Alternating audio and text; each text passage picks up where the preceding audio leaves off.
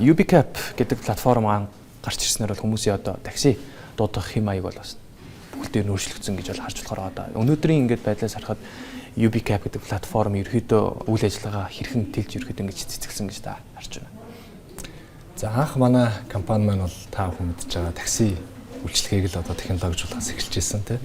За өнөөдрийн үед бол бидэд UbiCap Holding гэх толгой компанитай үндсэн 6 чиглэлийн үйл ажиллагаа явуулдаг компаниудтай ийм групп компани болж өргөжж явж байна. За үүн дотор бол мэдээж үндсэн такси үйлчилгээ маань байгаа. Такси үйлчилгээ маань бас дотроо төрөлжөөд явж байгаа. За тэгээд хүнс хоол хүргэлтийн UB Eats гэдэг бас компани. За ачаа тээвэр одоо шуурхай хүргэлт чиглэлийн UbiCap Express гэдэг одоо үндсэн манай 3 салбарын бүтээгдэхүүн байна. За түүнийгээ дагсан технологийн мэдээж компанитай. За энэ бүх одоо жолооч шилжүүлэгчтэй зориулсан санхүүгийн бас үйлчилгээ харилцагчийн төв гэсэн ийм бүрэлдэхүүнтэй. За 200 орчим ажилчинтай ийм компани болсон байна.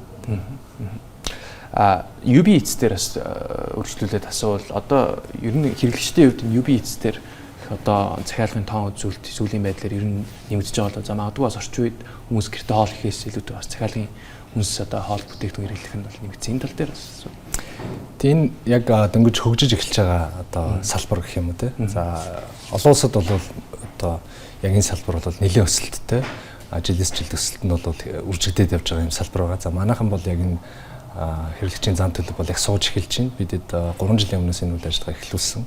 За рестораны хүргэлт за өөрсдийн бас cloud kitchen гэж анх удаа зохион байгуулсан. Өөрөөр хэлбэл ямар ч заал танхимгүй зөвхөн хүргэлтийн зорилттой галтгоо олон төрлийн хоол үйлдвэрлэх чадaltaй галтгоо байгуулад ингэж эхлүүлж ирсэн. За тэгээ сүүлийн жилүүдэд бол одоо захиалгын тоо бол 2-3 дахин өсөлттэй явж ин жил тутам. Тэгэхээр хэрэглэгчдийн зам төлөв бол энэ одоо хэм маяг руу хурдан шилжиж байна гэж харж байгаа. За мэдээж нөгөө хоол хурдан шуурхай идэх за мөн конвенсторуудаар газ ороод ингээд хоол аваад гарах гэдэг юм уу те энэ одоо хэм маяг бас нэлээд дэлгэц болж байгаа гэж харж байгаа. Өнөөдрийн байдлаар ингээд харахад UbiCap дээр хичнээн одоо жолоочтой ажлын байр бүртгэлтэй байгаа. За ер нь анх үүсгэн байгуулагдсанаас хойш хичнээн хэдийн хэмжээний дуудлага хүлээн авсан гэдэг ч юм уу энэ тал дээр асуувал. За яг өнөөгийн байдлаар бол 130 мянга гаруй жолооч бүртгэлтэй байна. За тэгэхээр энэ маань бол одоо бүгд идэвхтэй гэсэн үг бас биш. Сардаа ойролцоогоор 30 орчим хувь нь бол яг идэвхтэй дуудлага авсан гүйцэтгсэн байдаг. За дуудлагын хувьд бол бид нар одоо бүх цаг хугацааны гэх юм бол одоо 50 сая орчим руу төхөөд явж байна. 50 сая одоо дуудлага гүйцэтгсэн гэсэн. Энэ дотор мэдээж хүргэлт такси бүгд ороод одоо явж байгаа гэсэн. За хэрэглэгчийн хувьд бол бид нар 2 сая орчим хэрэглэгч рүү төхөж яваа. Тэгэхээр ерөнхийдөө одоо ажил хөдөлмөр эрхлэлдэг бүлгийнхэн бол манай платформ дээр аливжээ ороод ирчихсэн өдөр тутмын үйлчлэгийг аваад явж байна л гэсэн. Төлбөр тооцооны чиглэлээс асуухад яг UbiCap-ийн хувьд бол мэдээж за ажиллагч жолооч нөгөө талаас хэрэглэгч гэдэг хоёр талын одоо өнцгөөс одоо та бүхэн дундаа ингээд зуучилж одоо уулзуулж байгаа гэдэг утгаараа төлбөр тооцоон дээр магадгүй одоо нөгөө төгжрлийн одоо төлбөр дээр бас хэрэглэгчдийн зүгээс нэг тодорхой хэмжээний шүүмжлэлтэй байр суурьд харагдаад байгаа гэдэг. За нөгөө талаас бидний зүгээс жолооч талаасаа бодох хэрэгтэй. Улаанбаатарын зам бол төгжрөл жил бүр хүртэл одоо нэмэгдэж байгаа дүр зурагтай байгаад байгаа. Энэ тэнцвэрийг та хэд маань ерөөхдөө яаж авч явж байна? Ер нь ингээд харахаар яг төгжрлийн танай компанид боломж олгоод байна гэсэн бас нөгөө талд бэрхшээлийг дагуулдаг байна гэдэг талаас нь асуул. За мэдээж төгжрөл бол сайн тусдаг компани гэж одоо хөв хүмүүд ч гэсэн байхгүй байх шүү. Бидний хувьд бол энэ бол сөрөг тусдаг. Учир нь одоо түрүүсэн 130 мянган жолооч гэдэг маань бол ер нь бол их том бусад улсын одоо үзүүлэлтүүдэд харьцуулахад. Тэгэхээр энэ маань юг илэрхийлээд байна гэхээр ер нь бол одоо зам чөлөөтэй байх тусам цөөхөн жолооч өндөр бүтээмжтэй ажиллана. Тийм олон жолооч бол байх шаардлага бас байхгүй гэсэн үг. Нийлүүлэлт талаас. Эрэлт талаас бол одоо бид нар нийтийн тээврийн хүртээмж маань хэрэглээ те. Одоо яг хоёр дахь сонголт нь бол такси байдаг учраас эрэлт бол бас нэлээд өндөр. Тэгэхээр яг энэ эрэлт нийлүүлэлтийг одоо бидний зүгээс бол нийлүүлэлтийг яг эрэлтэд нь хангаж нийцүүлэх гэдэг бол бас нэлээд том ажил байдаг. Тэр утгаараа бид нар одоо Монголд 2 жилийн өмнөөс анх удаа энэ минутын тариф гэдэг зүйлийг оруулж ирсэн. Энэ бол бас зөвхөн манайд биш олон улсад аливжээ одоо байсан шийдэлтэй. Тэгэхээр энэ маань нэг талаасаа бол тэр хүний цагийн үнэлэмжтэй болгож ийн гэсэн үг. Төгжрөлтэй үед 2 цаг яваад 5000 төгрөг авах, төгжрөлгүй үед яваад 5000 авах хоёрыг адилхан байгаад байсан. Тэгээ энэ одоо 2 жилийн хугацаанд бол хэрэглэгчд маань бол нэлээд бас сурж ийн гэж харж байна. Эхэндээ бол мэдээж нэлээд шүмжлэлтэй хандсан. Сүүлдээ бол одоо хүлэн зөвшөөрч ийн гэх юм үү те. Энэ нэг талаасаа бол нийлүүлэлтийн дэмжиж өгч байгаа тогтолцоо гэж ойлгож болно. Үгүй бол одоо мэдээж нийлүүлэлт хийх ямар ч жолоочд тийм сонирхол төрөхгүй гэсэн. Тэгэхээр жолоочийн хувьд бол энэ тэнцвэржүүлж байгаа. Ер нь үнэ гэдэг бол зах зээлийн эрэлт нийлүүлэлтэн дээрээ тогтох ёстой гэдэг манайх тийм баримталтай. Тэгэхээр тэр чиглэлээрээ бид нар байнга хянаад үнийн одоо зохицуултыг аль болох одоо динамик гэж ярьдаг шүү дээ, тухайн эрэлтэд нийцсэн байдлаар за бүр цаашлуул нөгөө бид нар өнөөдөр ч гэсэн эдийн 130 мянган жолоочтой ч гэсэн яг нөгөө оргил цагуудад бол бас л хүртээмж унцдаг. Тэгэхээр энэ мэнд бас төвчлөлтэй холбоотой гэсэн үг тийм. Тэгэхээр бид нар энэ цагууд дээр ч гэсэн одоо гадны платформтай адилхан эрэлтэд ахсан үнэн өөрчлөгдөх гэдэг ч юм AI-д суурилсан үнийн механизм оруулах гэдэг төлөвлөсөн ажлууд бас байгаа. Тэгэхээр иймэрхүү шийдлүүдээр энэ хүртээмжийг нэг илүү сайжруулж явах болцоо бол байгаа гэсэн үг тийм.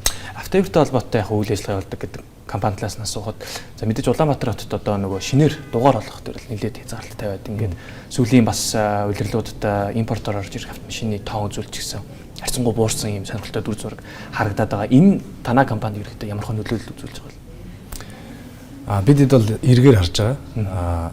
Угаасаа судалгаагаар бас тогтогдсон байгаа Улаанбаатарын одоо автомобилийн ачаалал бол тэр 700 мянган машинаас хэтрүүл бүр одоо хэцүү нөхцөлд орно гэж яригдж байгаа. Тэгэхээр бидний хувьд бол яг энэ зам чөлөөтэй байх тусам манай үйлчилгээний явж байгаа жолоочийн орлого доктортой, өндөр орлоготой богино одоо цагт өндөр орлого олох бүтээмж нэмэгдэн. Тэр хэмжээгээр орлогыг сайжрахаар автомашинаа шинжлэх одоо санхүүгийн чадвартай болно. Тэгээд автомашин сайжирчвал одоо үйлчилгээ маань илүү чанартай болоод явна гэсэн үг шүү дээ. За бүр цаашлуул мэдээж шинэ машин, зөв талтай өрүүлтэй, байгаль орчинд ээлтэй технологи сонгох гэх юм. Ингээд энэ чиглэл рүү бол явхад одоо боломжтой болох юм. Ингээд төгжрээд нөхцөл байдал улам хүндрээд байвал манай үйлчилгээч гэсэн дагаал муудаал одоо нөгөө жолооч гэсэн орлого нь хүрэлцэхэ болоод нэг цагт гүйцэтгэдэг дуудлагын тоон багасаал тий. Тэгээд бүх одоо хүмүүсүүд одоо нэмэлт орлогын төлөө манад бүртгүүлж одоо такси үйлчлэгээ үзүүлэх гээд одоо дундаж орлогоо бууруулах гэх юм ийм шинж тэмдгүүдээс ажиллагдаад байсан. Тэгээ энэ хязгаарлалт бол одоо манад бол эргээр тусч байгаа. Бид ч гэсэн энэ үнэтэй ухтаад жолооч нар эхнээс нь энэ ээлтэй бензин зарцуулалт багтай зөв талдаа өрүүлтэй за энэ технологи ногоон технологи руу шилжүүлэх ажлууд эхэлсэн. Одоо эхний 50 гаруй жолооч бол автомашинаа шинжлэх хөтөлбөрт хамрагдсан ингээд шилжээд явж байгаа гэсэн. Компанийн санхүүгийн тайлан талаас нь яг та тодорхой хэмжээнд мэдээлэл одоо хүргэж болох хэмжээнд өрвөл асуумаар санагдлаа. За цаашлаад нөгөө танай компанийн хувьд бас IPO хийх мэдээлэлүүд гарч ирсэн. За магадгүй хойшлогдсон ч гэдэг юм уу. IPO хийх нь бас ямар хошилтонд явж байгаа бол ер нь хойшлсон юм болов уу эсвэл бүр цоцлогдсон гэдэг талаас нь асуув.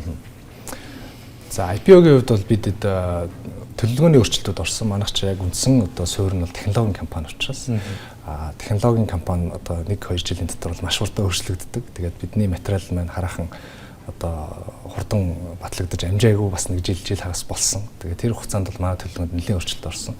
Тэгээд төлөвлөгөөний өөрчлөлттэй хойшсон гэж ойлгож байна.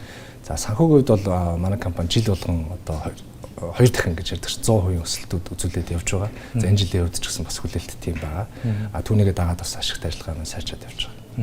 Тэгэхээр яг олон улсын зах зээлчлэлтүүд хотоодын зах зээлээс цахим худалдааны одоо хэрэлт хэрэгцээс нэлээд нэмэгдэж байгаа шүү. Энэ тал дээр бас хүргэлтийн үйлчлэгээ үзүүлдэг компани гэдэг утгаас бас ямар хөө зорилттой таргет тавьсан ажиллаж байгаа бол за хүргэлтийн салбар руу орохоос өмнө зүгээр яагаад бид нар хүргэлт хийж байгаа гэдэг дээр бас нэг өгүүлбэр хэлэхэд ер нь нөгөө олон мянган жолооч маань хөдөлмөр эрхэлж байгаа. Тэр хөдөлмөр нь одоо такси үйлчлэгээний салбар түрүү ярьсан магадгүй замын зөвшөөрлөөс болоод орлого буурах гэдэг юм шинж тэмдгүүд байсан учраас бид жолооч талдаа бүтээгдэхүүн үйлчлэгээг бас төрөлжүүлэх шаардлага үүссэн. За тэр хүрээндээ одоо хоол хүргэлт, бараа хүргэлт гэх зэрэг үйлчлэгийг нээсэн. За тэгээд энэ маань бол одоо цаашлаад бидэд өсөөсөөгөө онлайн худалдааны салбартай нийцэлтэй ажиллах шаардлага үүсээ. Тэгээд онлайн худалдааны салбарын хүргэлтүүдийг бол бид нар нэлээд гүйцэтгэдэг болсон байгаа. За өнгөрсөн жилийн хувьд бол бид нар Temu гэдэг олон улсын одоо нэлээд том худалдааны сайт байгаа Хятадын. За тэр худалдааны эцсийн хүргэлт буюу Монгол доторх хүргэлтийг бол бид нар 100% гэж гүйцэтгэж явж байгаа. Энэ жил ч гэсэн бас үргэлжлээ явж байгаа. Ойролцоогоор нэг сая орчим хүргэлтийг бол хийсэн байна. За бусад одоо Монголын томоохон худалдааны e-commerce сайт гэж яригддаг. Одоо Shopee Hub за бусад одоо бас том компаниудын хүргэлтийг бид нар бас хүлээж авч хийдэг. За тэгээд зөвхөн тэрнээс гадна шуурхай хүргэлт буюу хүн одоо марцсан сансан зүйл бас байвал эсвэл ерөн зүгээр жижиг дунд бизнесийн лангуун дээр сууж байгаа худалдаа эрхлэгч нар ч юм уу онлайн худалдаа эрхлэгч нар бас манай хүргэлтийг дуудаад өөрийнхөө одоо эцсийн хэрэглэгчтэй бараа бүтээгдэхүүнийг хөргөж өгөх бас бололцоотой юм болсон байгаа. Тэгээд энэ төрлийн үйлчлэгийг бол бид нар эрх чөлөөт төсөлтийг нэлээд эргээр харж байгаа. Тэгээд онлайн худалдааны салбар бол бас өөрөө дагаад үндсэн одоо худалдааны салбар дотроо тэлж байгаа гэж харж байна. өнгөрсөн жилээр бодоход бол нийт худалдааны жижиг худалдааныхаа 10 орчим хувь руу ирсэн байна гэсэн тоо мэдээлэл бид нар авсан байгаа. Тэгэхээр энэ салбарт бол нэлээд эерэг хүлээлт байна.